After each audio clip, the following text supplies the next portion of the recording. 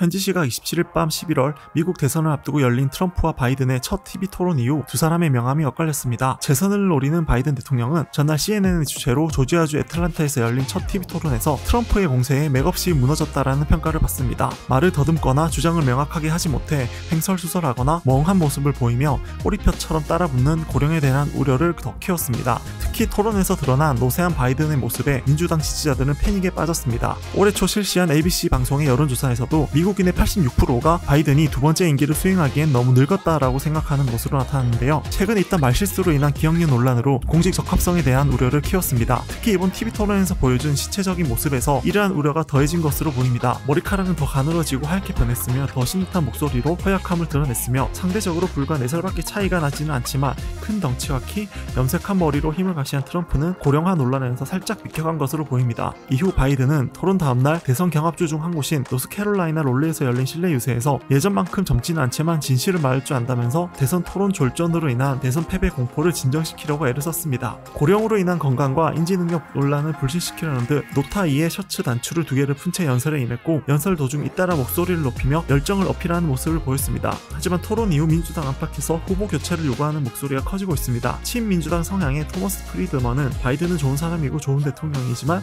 경선에서 물러나야 한다는 제목의 칼럼에서 바이든 대통령이 출마를 고집하고 트럼프에 패한다면 바이든 대통령과 가족들은 얼굴을 들 수 없을 것이라며 미국과 세계는 더 나은 대우를 받을 필요가 있다고 강조했습니다. 또한 퓰리처 수상자인 니콜라스 크리스토프도 뉴욕타임즈의 칼럼에서 바이든 대통령의 그간 공직 성과를 칭찬하면서 바이든 대통령이 어제 토론의 퍼포먼스를 다시 살펴보고 후보직에서 사퇴하기 바란다면서 바이든 대통령의 후보 사퇴가 미국을 위한 가장 안전한 길이라고 주장했습니다. 언론 또한 등을 돌리는 모양새입니다. 뉴욕타임스 칼럼에서 바이든이 지금 할 수 있는 가장 큰 공익 서비스는 재선에 출마하지 않겠다라고 발표하는 것이라며 자진 사퇴를 촉구했는데요. 뉴욕타임즈는 바이든은 유권자 기대에 부응해 연임할 수 있다는 것을 미국 국민들에게 확신시켜줘야 했지만 그러지 못했다며 그의 입증을 훼손됐고 2020년 대선에서 트럼프를 이겼다는 사실은 더 이상 그가 민주당 대선 후보가 돼야 할 충분한 이유가 되지 않는다라고 말했습니다. 또한 바이든은 존경할 만한 대통령이지만 토론에서 비춰진 모습은 4년 전의 그가 아니었다며 바이든은 현재 무모한 도박을 하고 있다고 비판했습니다. 유럽과 아시아에서도 우려의 목소리가 나왔는데요. 거의 모든 유럽 매체가 바이든 대통령의 실망스러운 모습을 헤드라인으로 다루며 트럼프 대통령의 당선 가능성이 높아지면 유럽의 악재가 될 수 있다고 보도했습니다. 파이낸셜 타임즈는 바이든은 트럼프에 대항하기에 너무 노쇠해 보였다라고 했고 텔레그래프는 세계에서 가장 강력한 국가의 대선 후보가 바이든과 트럼프라는 게 우려스럽다고 평했습니다. 이렇듯 바이든 교체론이 대두되면서 당 안팎에서는 카멜라 해리스 부대통령, 게빈 뉴섬 캘리포니아 주지사,